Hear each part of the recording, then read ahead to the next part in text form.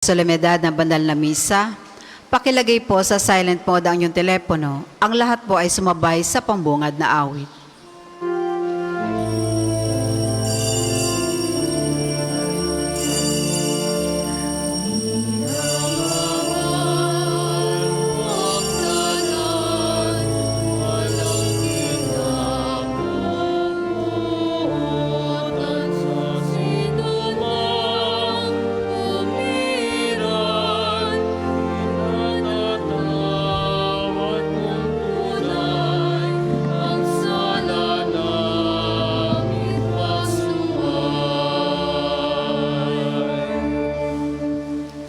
Sa ngalan ng Ama, at ng Anak, at ng Espiritu Santo, Amen. ang pagkapala ng ating Panginoong Jesucristo, ang pag-ibig ng Diyos Ama, at ang paikipagkaisa ng Espiritu Santo, naway sumainyong lahat. At sumayin niyo rin. Mga kapatid, aminin po natin ang ating mga kasalanan upang tayo maging marapat gumanap sa banal na pagdiriwang. Inaamin ko sa makapangyarihang Diyos at sa inyo mga kapatid na lubha ako nagkasala sa isip, sa salita at sa gawa at sa aking pagkukulang. Kaya isinasamo ko sa mahal na Birheng Maria, sa lahat ng mga anghel at mga banal, at sa inyo mga kapatid na ako'y panalangin sa Panginoong ating Diyos. Kaawaan tayo ng makapangyarihang Diyos, patawarin tayo sa ating mga kasalanan, at patubayan tayo sa buhay na walang hanggan. Amen.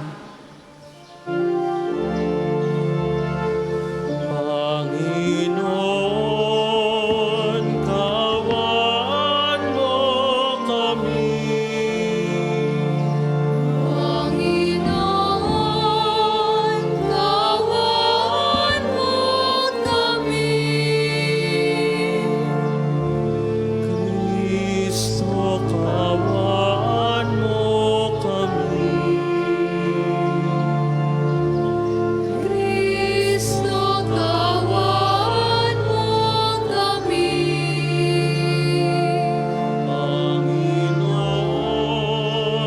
kawan mo kami. Panginoon, kawan mo kami. Manalangin tayo. Ama naming makapangyarihan, ipagkaloob mong masimulan namin ngayon ang banal na pagkukusang magtiis ng kagutuman, ang pakikipagtunggalian bilang mga kapanig ni Kristo, ang aming pagsugpo sa mga salungat sa pamumuhay sa Espiritu, maging amin nawang sandata ang pagtitimpi sa sarili, sa pamamagitan ni Jesucristo, kasama ng Espiritu Santo, magpa sa walang hanggan. Amen.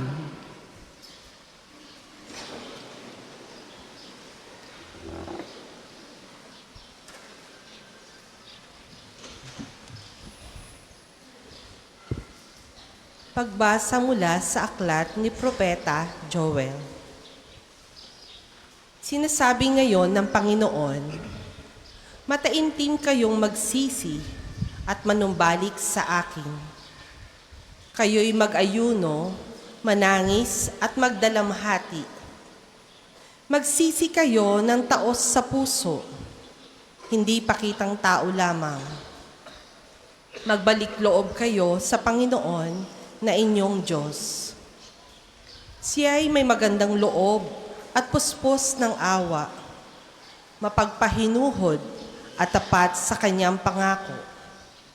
Laging handang magpatawad at hindi magpaparusa. Maaring lingapin kayo ng Panginoon at bigyan ng masaganang ani. Kung magkagayon, mahahandugan natin siya ng haing, butil at alak. Ang trumpeta ay hipan ninyo sa ibabaw ng bundok ng Siyon. Iutos ninyo na mag-ayuno ang lahat. Tawagin ninyo ang mga tao para sa isang banal na pagtitipon. Tipunin ninyo ang lahat, matatanda at bata, pati mga sanggol at maging ang mga bagong kasal. Mga saserdote, kayo'y tumayo sa pagitan ng pasukan at ng dambana. Manangis kayo't manalangin ng ganito. Mahabag ka sa iyong bayan, O Panginoon. Huwag mong tulutang kami hamakit pagtawanan ng ibang mga bansa at tanungin nasaan ang inyong Diyos. Pagkaraan, pinamalas ng Panginoon na siya'y nagmamalasakit sa kanyang bayan. Ang salita ng Diyos. Salamat sa Diyos. Salmon tugunan, poon, iyong kaawaan, kaming sayo'y nagsisuway. Poon, iyong kaawaan, kaming sayo'y nagsisuway. Ako'y kaawaan, O mahal kong Diyos, sang-ayon sa iyong kagandahang loob.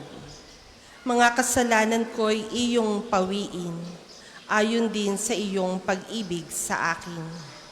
Linisin mo sana ang aking karumahan at ipatawad mo yaring kasalanan.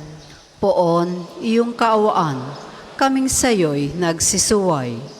Ang pagsalangsang ko ay kinikilala, laging nasa isip ko at alaala.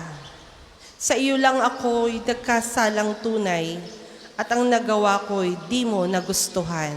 Poon, iyong kaawaan, kaming sayo'y nagsisuway. Isang pusong tapat sa aking likhain, bigyan mo, O Diyos, ng bagong damdamin. Sa iyong harapay, huwag akong alisin, ang Espiritu mo ang papaghariin. Poon, iyong kaawaan, kaming sayo'y nagsisuway. Ang galak na dulot ng iyong pagliligtas, ibalik at ako'y gawin mong tapat. Turuan mo akong makapagsalita at pupurihin ka sa gitna ng madla. Poon, iyong kaawaan, kaming sayo'y nagsisuway. Pagbasa mula sa ikalawang sulat ni Apostol San Pablo sa mga taga-Korinto. Mga kapatid, ako'y sugo ni Kristo. Parang ang Diyos na rin ang namamanhik sa inyo sa pamamagitan ko. Makipagkasundo kayo sa Diyos. Hindi nagkasala si Kristo, ngunit dahil sa atin, siya'y ibinilang na makasalanan upang makipag-isa tayo sa Kanya at mapabanal sa harapan ng Diyos sa pamamagitan niya. Yamang kami mga katulong sa gawain ng Diyos, ipinamamanhik namin sa inyo na huwag ninyong sayangin ang pagkakataong ibinibigay sa atin ng Diyos. Sapagkat sinasabi niya, sa kaukulang panahon ay pinakinggan kita. Sa araw ng pagliligtas, sinaklolohan kita. Tingnan ninyo, ngayon na ang panahong nararapat. Ngayon ang araw ng pagliligtas. Ang salita ng Diyos. Salamat sa Diyos. Magsitayo po ang lahat.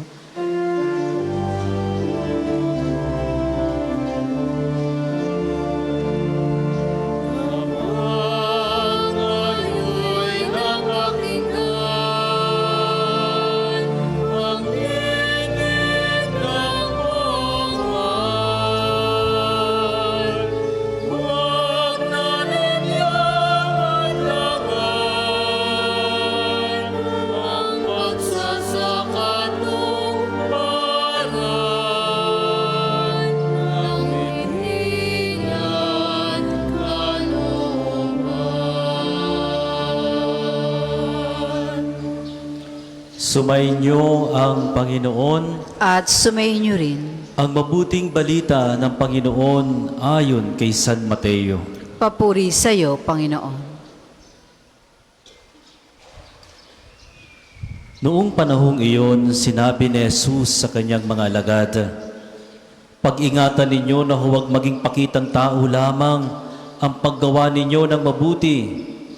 Kapag ganyan ang ginawa ninyo, wala kayo matatamong gantimpala buhat sa iyong amang nasa langit. Kaya nga, kapag naglilimos ka, huwag mo nang ipagkamaingay ito, katulad ng ginagawa ng mga mapagpaimbabaw. doon sa sinagoga at sa mga lansangan. Ginagawa nila ito upang purihin sila ng mga tao. Sinasabi ko sa inyo, tinanggap na nila ang kanilang gantimpala. Ngunit kung naglilimos ka, huwag mo nang ipaalam ito kahit sa iyong pinakamatalik na kaibigan upang malihim ang iyong paglilimos at gagantihin ka ng iyong amang nakakikita ng kabutihang ginagawa mo ng lihim. At kapag nananalangin kayo, huwag kayong tumulad sa mga mapagpaimbabaw. Mahilig silang manalangin ng patayo sa mga sinagoga at sa mga panulukang daan upang makita ng mga tao. Sinasabi ko sa inyo, tinanggap na nila ang kanilang gantimpala. Ngunit kapag nanalangin ka, pumasok ka sa iyong silid at isara mo ang pinto. Saka ka manalangin sa iyong amang hindi mo nakikita at gagantihin ka ng iyong amang nakakikita ng kabutihang ginagawa mo ng lihim. Kapag nag-aayuno kayo, huwag kayong magmukhang malungkot tulad ng mga mapagpaimbabaw. Hindi sila nag-aayos upang malaman ng mga tao na sila'y nag-aayuno. Sinasabi ko sa inyo, tinanggap na nila ang kanilang gantimpala. Kapag ikaw ay nag-aayuno, mag-ayos ka ng buhok at maghilamos upang huwag mapansin ng mga tao na nag-aayuno ka. Ang iyong amang hindi mo nakikita, ang siya lamang nakaalam nito. Siya na nakakikita ng kabutihang ginagawa mo ng lihim, ang gaganti sa iyo. Mga kapatid, ang mabuting balita ng Panginoon. Pinupuri ka namin, Panginoong Heso Kristo. Magandang umaga po sa inyong lahat. Ngayong pong araw na ito, Miyerkules ng Abo, ay sinisimula na natin ang panahon ng Kwaresma. Itong panahon na ito ay isang panahon na paghahanda ng sarili para sa muling pagkabuhay ng ating Panginoong Hesukristo. At itong panahon na ito ng Kwaresma, dito inaanyayahan tayo na mag-fasting, mag-abstinence, hindi upang tayo ay mag-diet, kundi upang i-detox yung mga masasamang na nasa loob ng ating puso. Andon, hindi lang ito basta pagbawas ng kanin, kundi ito yung pagbawas ng mga kayabangan, pagiging pagmataas sa ating kapwa. Hindi lang po ito pag-iwas ng karne, kundi pag-iwas sa kasalanan. Ito ang panahon ng Kwaresma. Ihahanda natin ang ating sarili sa loob ng 40 araw para sa muling pagkabuhay ng ating Panginoong Hesukristo. At ang unang bilin po ni Jesus sa Ebanghelyo na ating napakinggan ay mistulang parang nakakagulat. Sabi niya, mag-ingat kayo na huwag ipakita sa tao ang inyong kabanalan. Di ba?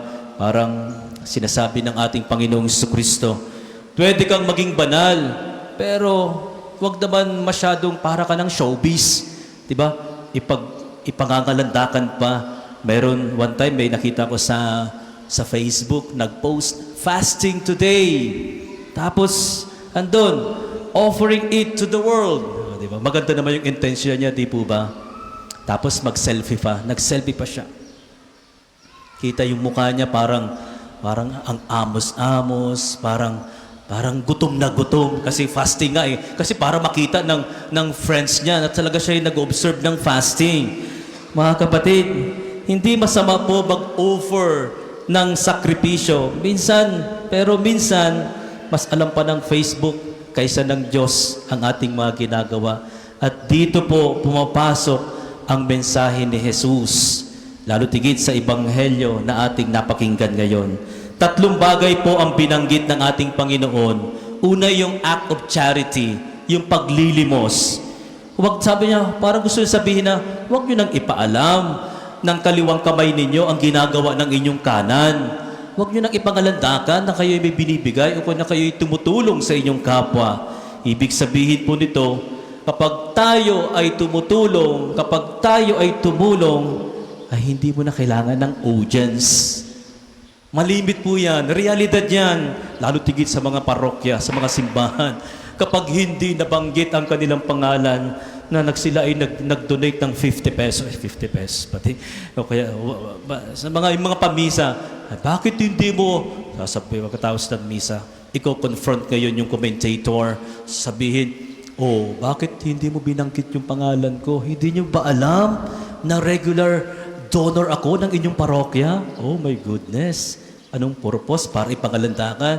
Buti nga ngayon po, medyo naiiwasan na yung mga kapag magpapagawa ng grill sa parokya, kailangan na ando yung pangalan nila, donated by this particular person. Di ba? At least kahit papaano nawawala na yung ganyang tradisyon. Kasi noon, ay kailangan. Nakalagay doon yung pangalan nila. At di ba? Sa politika natin, ganun pa rin ang nangyayari. Mas malaki ang kanilang muka kaysa doon sa kanilang ilalagay na sa ilalagay na proyekto. Di po ba? Hindi na po kailangan yon kapag tayo maglilimos. Kailangan yung nilalaman ng ating puso, yung intention natin, kaya kung bakit tayo nagbigay. Ikalawang punto na ibinigay ni Jesus ay yung panalangin, pagdarasal. Sabi niya, pumasok kayo sa silid at manalangin kayo ng lihim. Hindi po laban ito sa public prayer, kundi laban ito sa performance prayer. Di ba? Kay ganda ng isang tao na nananalangin ng tahimik. Dito sa National Shrine natin, we are being encouraged na tahimik lamang tayo. Bawal magkwentuhan, bawal magsigawan.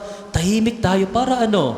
Para mapanatili natin yung prayerful manner o prayerful mode dito sa lugar na ito. At least kahit papaano, naandun, makikita natin ang katahimikan sa ating lugar. Dito naman po ay katlong punto na gustong ibigay ni Jesus ay yung pag-aayuno. Sabi niya, magkilamos ka. Huwag kang magmukhang kawawa. Hindi kailangan ng paawa effect para maging banal. No, kung po'y seminarista pa lamang, kahit nung mga unang taon ko sa pagkapari, kapag mga ganitong kwaresma na, magpapahaba na ako niya ng bigote, ng balbas, para ipakita sa kanila na ako ay ito, kailangan magmukha akong nakakaawa. Diba? Ang dumi-dumi ng mukha. As na-realize ko, nako, pakitang tao lamang pala ito. Wala palang pagbabago sa aking puso. Anyway, di ko naman po kayo di-discourage. May mga bigote o balbasa na andyan. Okay lang yan. Kung yan yung inyong talagang kasama yan sa inyong personality na magpahaba ng balbas o bigote, okay lang. Sa akin lang po iyon. Nakita ko lang sa sarili ko, pagpapakitang tao lamang pala ito. Tapos, wala din naman palang pagbabago sa aking puso. Ang tunay po na kabanalan ay hindi po nakikita sa noo natin. Mamaya, lalagyan kayo ng krus. Yung mga hindi pa nakapagpa-krus sa noo. Hindi lang po ito, kundi ang tunay na kabanalan ay yung makikita ng Diyos sa ating puso. Kaya interesting po ngayong araw na ito, ngayong Ash Wednesday, lalagyan po tayo ng abo sa ating mga noo. Pero ang Ebanghelyo ay nagsasabing, huwag ipakita ang kabanalan. Hindi po ito kontradiksyon. Tatandaan po natin yan. Ang paglalagay ng abo sa ating noo ay hindi po yung kontradiksyon na tayo ay nagiging mapagpaimbabaw. Hindi po. Ito po ay paalala na tayo ay mga mahihina. Kapag po sinabi ng pari na, remember you are dust, and to dust you shall return. Hindi lang po ito tungkol sa kamatayan. Oo, lahat tayo ay mamamatay sa mundong ibabaw na ito. This is not our permanent home. Hindi ito. Ang tunay nating patutunguhan, walang iba kundi ang makaharap ang ating amang nasa langit. At ito, kapag sinampit ng pari na, remember you are dust and unto dust you shall return. Ito po ay isang katotohanan o realidad na hindi tayo Diyos, na hindi tayo immortal, na hindi tayo perfect, na kailangan natin ng awa at habag ng ating Panginoon. Ang Kwaresma po ay hindi po ito kompetisyon kung sino ang pinakamaraming ginawang sakripisyo. Pagkos, ito po ay isang paghahanda ng ating sarili, paglilinis ng ating puso. Hindi lang po ito paramihan ng penitensya.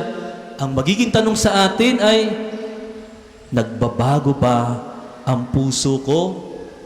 Pwede ka pong hindi kumain ng karne, pero ando naman, patuloy pa rin naging pagchismisan mo, patuloy pa rin ang paninira mo sa iyong kapwa. Pwede ka mag-fasting, pero yung galit sa puso mo ay hindi mo pa rin kayang alisin. Pwede kang magdasal, pero hindi mo pa rin kayang magpatawad.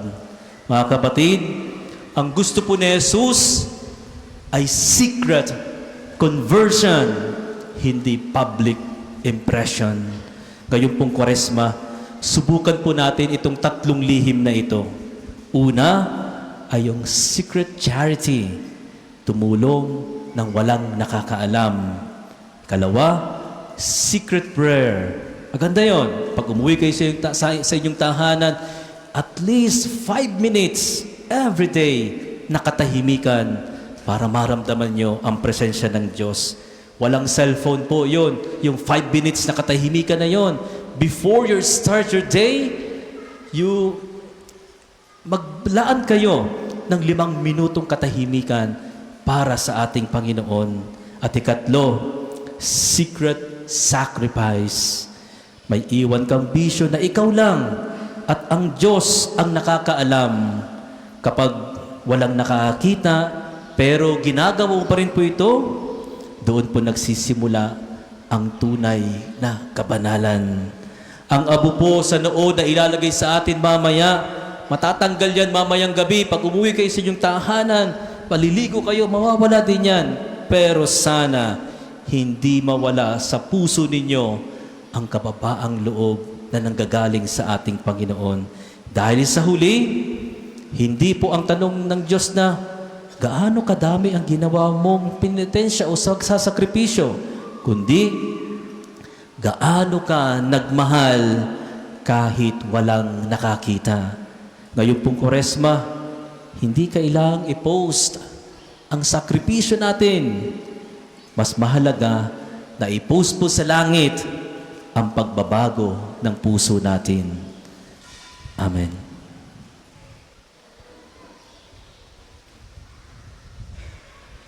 Pakipila po ng dalawahan para sa pagpapahid ng abo.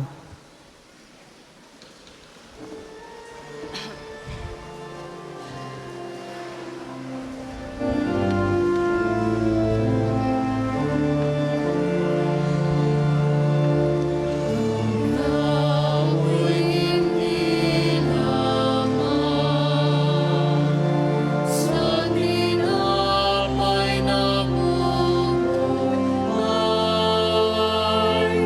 pagluto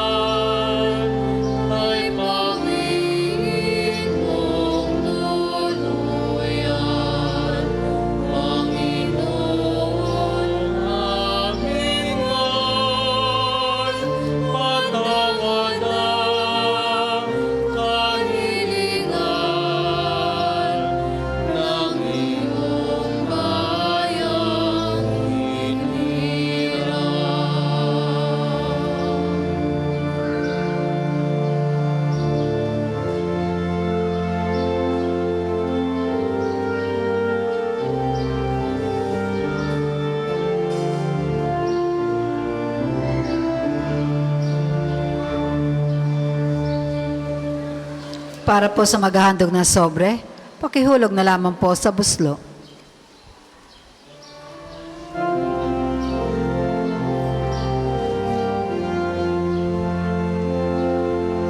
Sa'yo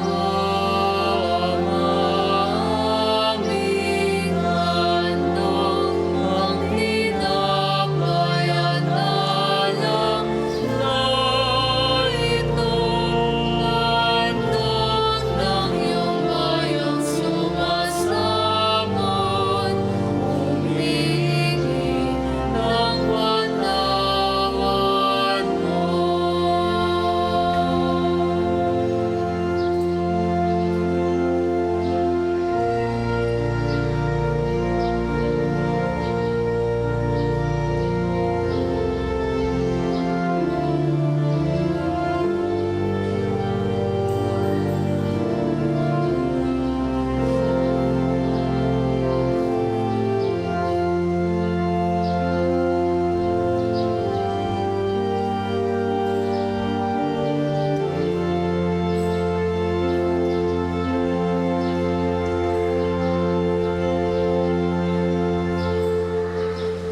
Magsitayo po ang lahat.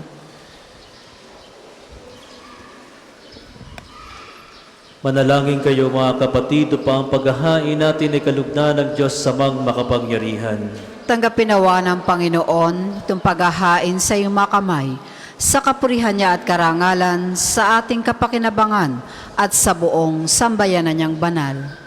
Ama naming lumikha, ginaganap namin ang paghahain ito bilang maringal na pasimula sa 40 araw na paghahanda. Ang aming kusang pagtitiis at pagmamalasakit ay makapagpadalisay nawa sa aming masasamang hilig upang kami pagintapating makinabang sa iyong anak na para sa aming nagpakasakit bilang aming tagapamagitan kasama ng Espiritu Santo magpa sa walang hanggan. Amen. Sumainyo ang Panginoon. At sumayin niyo rin. Itaas sa Diyos sa inyong puso at diwa. Tinaas na namin sa Panginoon. Pasalamatan natin ang Panginoong ating Diyos. Marapat na siya ay pasalamatan. Ama naming makapangyarihan, tunay ngang marapat na ikaw ay aming pasalamatan sa pamamagitan ni Jesucristo na aming Panginoon. Sa aming kusang pagtitiis naghihirap, tinutulungan mong aming maitumpak ang kinamihas ng pagsalungat sa pananugutang iyong iniatas. Sa aming pagtulad sa anak mong mahal na nagpakasakit para sa tanan, ang pagsisikap namin iyong kinalulugdan at ang pagpapakabuti namin iyong ikinararangal. Kaya kaisa ng mga anghel na nagsisiawit ng papuri sa iyo nang walang humpay sa kalangitan, kami nagbubunyi sa iyong kadakilaan.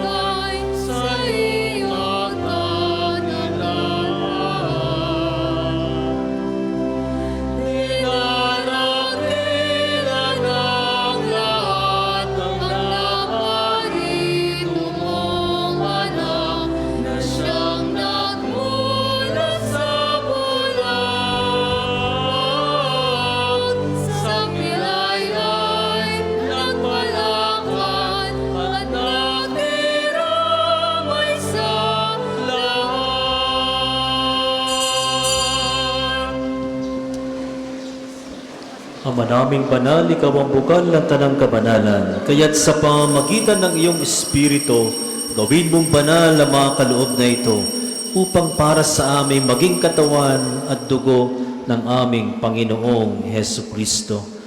Bago niya pinagtiis ang kusang loob na maging handog, hinawakan niya ang tinapay. Pinasalamatan ka niya, pinagati-hati niya iyon, iniabot sa kanyang mga alagad at sinabi, "Tanggapin ninyong lahat ito at kanin. Ito ang aking katawan na ihahandog para sa inyo."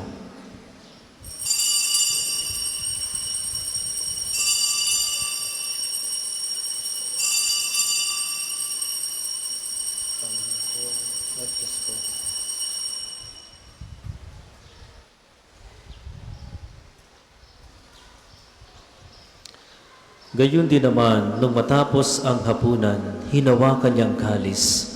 Muli kanyang pinasalamatan. Inabot niyang kalis sa kanyang mga alagad at sinabi, "Tanggapin ninyong lahat ito at inumin. Ito ang kalis ng aking dugo, ng bago at walang hanggang tipan.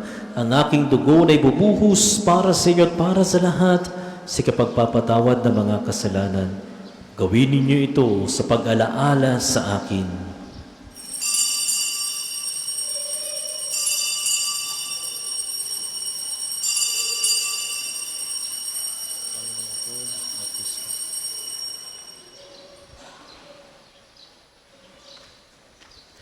Ipagbunyi po natin ang misteryo ng pananampalataya. Si Kristo'y namatay, si Kristo'y nabuhay, si Kristo'y babalik sa wakas ng panahon.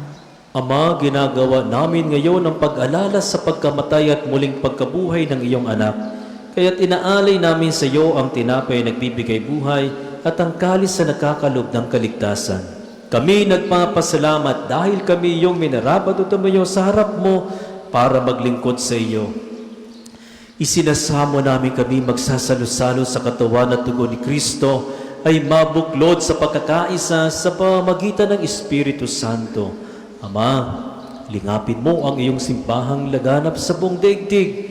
Puspusin mo kami sa pag-ibig, kaisa ni Leon na aming Santo Papa at ni Gilbert na aming Obispo at ng Tanang Kaparian. Alalahanin mo rin ang mga kapatid naming nahimlay na may pag-asang sila'y muling mabubuhay, gayon din ang lahat ng mga pumanaw. Kaawaan mo sila at patuloyin sa iyong kaliwanagan. Kaawaan mo at pagindapating kaming lahat na makasalo sa iyong buhay na walang wakas. Kaisa ng mahal na Birheng Maria, na ina ng Diyos, ni San Jose na kanyang kalinis-linisang esposo, kaisa ng mga apostol at ng lahat ng mga banal na namuhay dito sa daigdig ng kalugod-lugod sa iyo, maipagdiwang nawa namin ang pagpupuri sa kararangal mo sa pamagitan ng iyong anak na aming Panginoong Hesukristo. Sa pamagitan ni Kristo, kasama niya at sa Kanya, ang lahat ng parangal at papuri ay sa iyo, Diyos Amang makapangyarihan, kasama ng Espiritu Santo, magpa sa walang hanggan.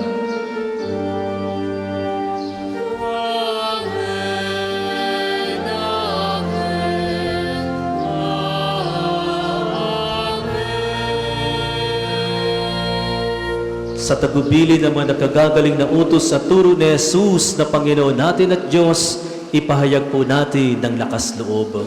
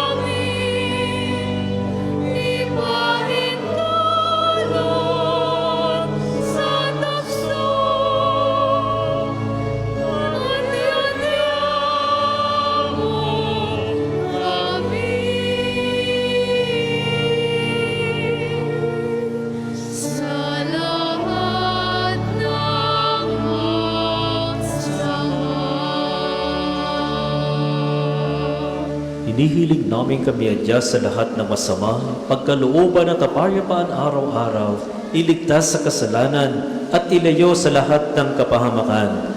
Samantalang aming pinananabikan ang dakilang araw ng pagpapahayag ng tagapagligtas naming si Hesu Kristo. Sapagkat iyong kaharian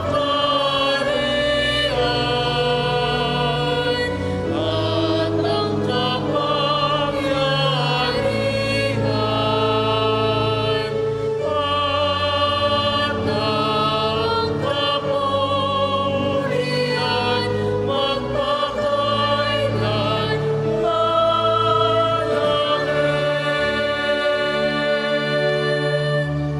Panginoong Hesu Kristo, sinabi mo sa iyong mga apostol, kapayapaan ang iniiwan ko sa inyo, ang aking kapayapaan ang ibinibigay ko sa inyo. Tunghayan mo ang aming pananampalataya at huwag ang aming mga pagkakasala. Pagkalooban mo kami ng kapayapaan at pagkakaisa ayon sa iyong kalooban, kasama ng Espiritu Santo, magpa sa walang hanggan. Amen. Ang kapayapaan ng Panginoon naway laging sumainyo. At sumainyo rin. Magbigayan po tayo ng kapayapaan sa isa't isa. Peace be with you. Kordero ng Diyos, nag-aalis ng mga kasalanan ng sanlibutan, maawa ka sa amin. Kordero ng Diyos, nag-aalis ng mga kasalanan ng sanlibutan, maawa ka sa amin. Kordero ng Diyos, nag-aalis ng mga kasalanan ng sanlibutan, pagkaloob mo sa amin ang kapayapaan. Kung hindi po kayang lumuhod, manatili pong nakatayo na may paggalang.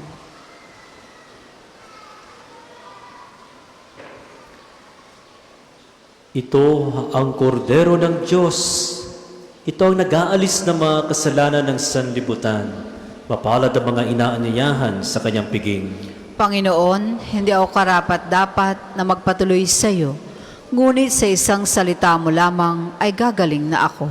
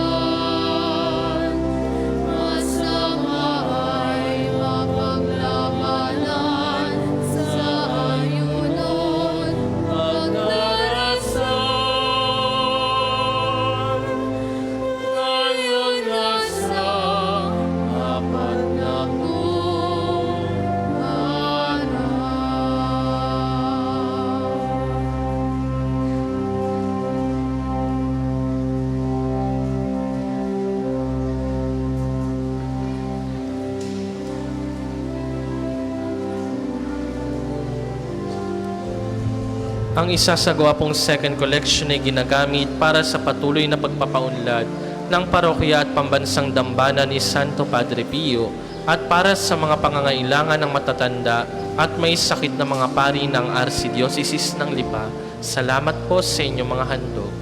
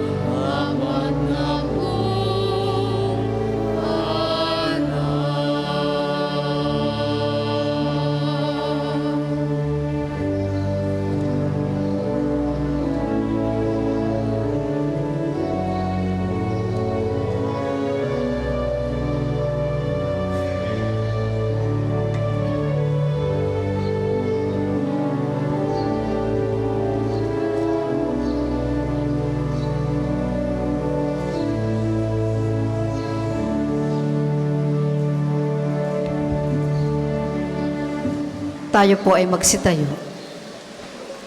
Manalangin tayo.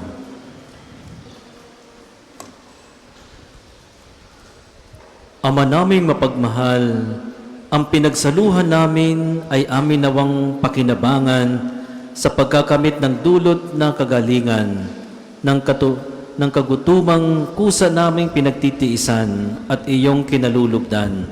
Sa pamagitan ni Jesucristo, kasama ng Espiritu Santo, magpa sa walang hanggan. Amen. Sama-sama po natin dasalin ang panalangin na pagtitiwala kay Santo Padre Pio. Padre Pio, taga Petrolcina, monghing banal, pintakasing santo na milenyong kasalukuyan, gabay namin sa pagtahak sa landasing makalangit, takbuhan sa pangangailangan, huwaran ng pagtitiis. Sa iyo namin inilalapit aming mga kagipitan. Sa iyo po ibinibilin kalusugan at kabuhayan.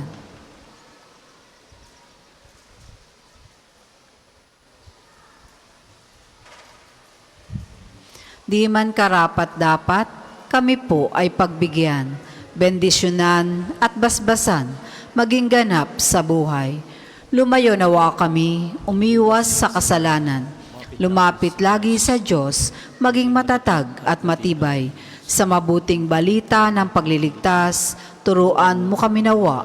Sa tuwi na ay makinig, magnilay at sumampalataya.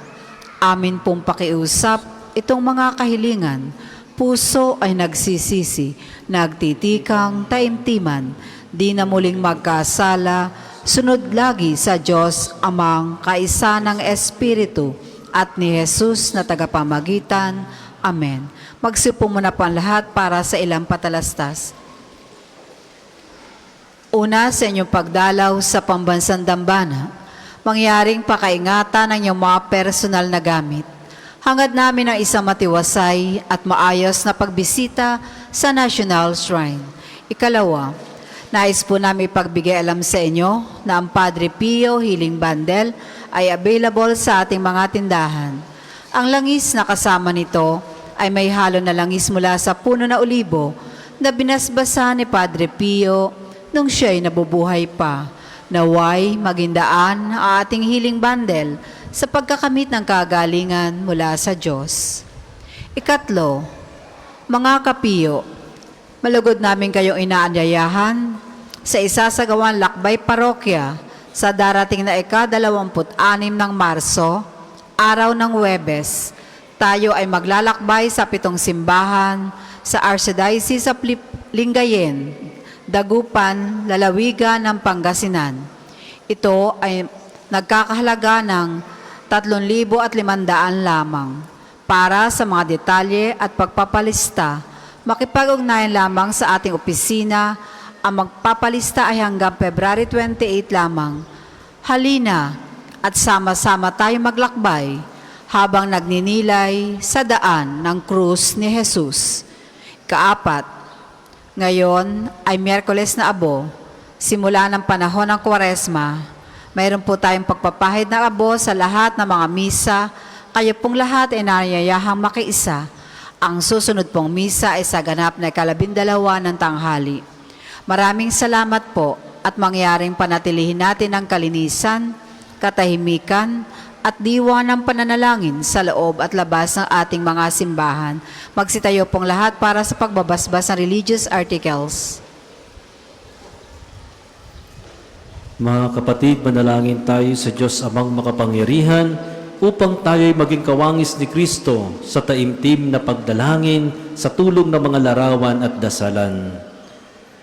Manalangin tayo.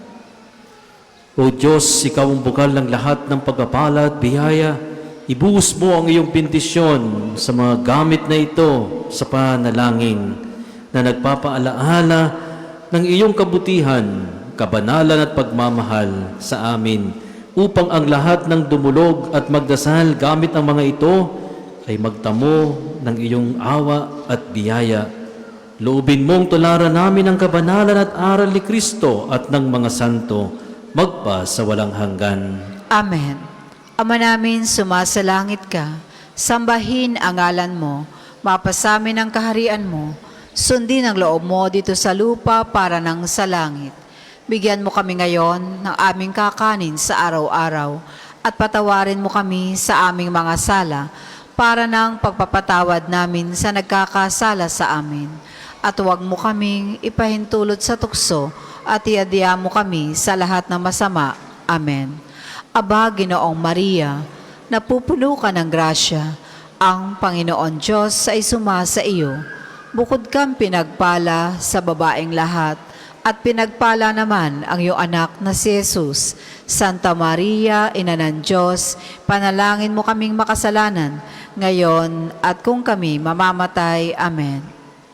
Papuri sa Ama, sa Anak at sa Espiritu Santo, kapara noong una, ngayon at magpasawalang hanggan. Amen.